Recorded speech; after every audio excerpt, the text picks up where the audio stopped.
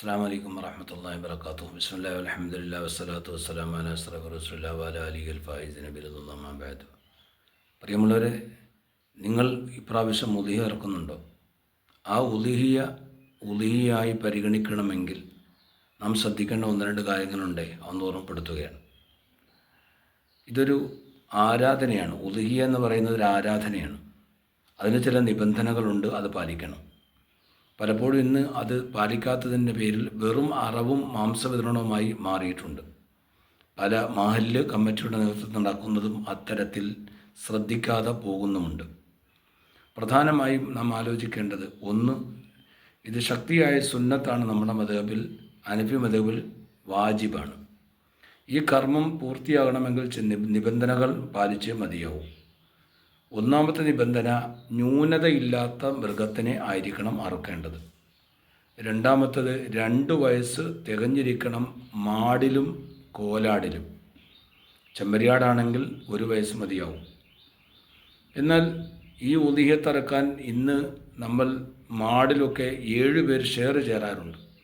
അങ്ങനെ 7 പേര് ഷെയർ ചേരുമ്പോൾ 7 ആളുകളുടെയും ഓഹരി കൊണ്ട് നിബന്ധനയൊത്ത ന്യൂനതയില്ലാത്ത മൃഗത്തിനെ വാങ്ങിയിട്ട് വേണം അറുക്കാൻ.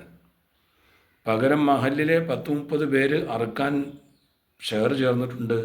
ആ 30 പേരുടെയും പൈസ ഒന്നിച്ചിട്ട് കൊണ്ടുപോയി 10 മൃഗത്തിനെ വാങ്ങിച്ചുകൊണ്ട് വന്നാൽ, അല്ലെങ്കിൽ 5 മൃഗത്തെ വാങ്ങിച്ചുകൊണ്ട് വന്നാൽ ഒരിക്കലും ആ ഉളിഹിയ ആർക്കും കെട്ടുപെടുന്നതല്ല. കാരണം ഒരു മൃഗത്തിൽ മാത്രമേ 7 പേർക്ക് ഷെയർ ചെയ്യാൻ പറ്റുള്ളൂ.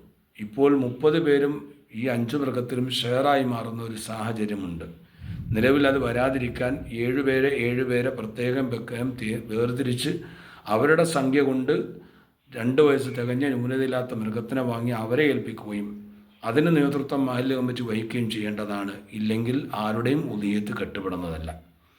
മറ്റൊരു കാര്യം ശ്രദ്ധിക്കേണ്ടത്, നമ്മുടെ ഈ ഉളിഹിയത്തിൻ്റെ മൃഗത്തിൽ നിന്നും ഓരോരുത്തരുടെയും ഓഹരിയിൽ നിന്ന് നിർബന്ധമായും ഒരല്പം സ്വതക്ക ചെയ്തിരിക്കണം. അത് നമ്മൾ ഉറപ്പുവരുത്തണം. നമുക്ക് കിട്ടുന്ന ഓഹരിയിൽ നിന്നും നമ്മൾ കൊടുത്തിട്ടുണ്ടോ എന്ന് ഉറപ്പുവരുത്താൻ നമുക്ക് കിട്ടിയ ഓഹരിയിൽ നിന്ന് നമ്മൾ ഏതെങ്കിലും സാധുവിന് ഒരല്പമെങ്കിലും സ്വതക്ക ചെയ്യൽ നിർബന്ധമാണ്. മറ്റൊരു കാര്യം പ്രത്യേകം ശ്രദ്ധിക്കേണ്ടത്, നമ്മൾ അറക്കുന്നവരാരും ഈ ഉളിഹിയത്തിൻ്റെ മൃഗത്തിനെ നോക്കിയിട്ട് അവരവരുടെ മൃഗത്തെ, അവരിൽ ഷെയറുമായി ചേർന്ന മൃഗത്തിനെ നോക്കിയിട്ട് ഇതെൻ്റെ ഉളിഹിയത്തിൻ്റെ മൃഗമാണെന്ന് പറയരുത്. അങ്ങനെ പറഞ്ഞാൽ നിർബന്ധമായ ഉളിഹിയത്തായി മാറും. മറിച്ച് ഇതിൻ്റെ സുന്നത്തായ ഉളിഹിയത്തിൻ്റെ മൃഗമാണ് എന്നേ പറയാവൂ. ഇതും പ്രത്യേകം ശ്രദ്ധിക്കണം. നിർബന്ധമായാൽ ഒരല്പം പോലും നമുക്ക് കഴിക്കാൻ പറ്റില്ല, മുഴുവൻ നമ്മൾ സ്വതക്ക ചെയ്യണം. അതുപോലെ ഈ മൃഗത്തിൻ്റെ തോല് പോലും എല്ല് പോലും വിൽക്കാൻ പാടുള്ളതല്ല. ഇതും പ്രത്യേകം ശ്രദ്ധിക്കുക. നാഥൻ സ്വീകരിക്കട്ടെ.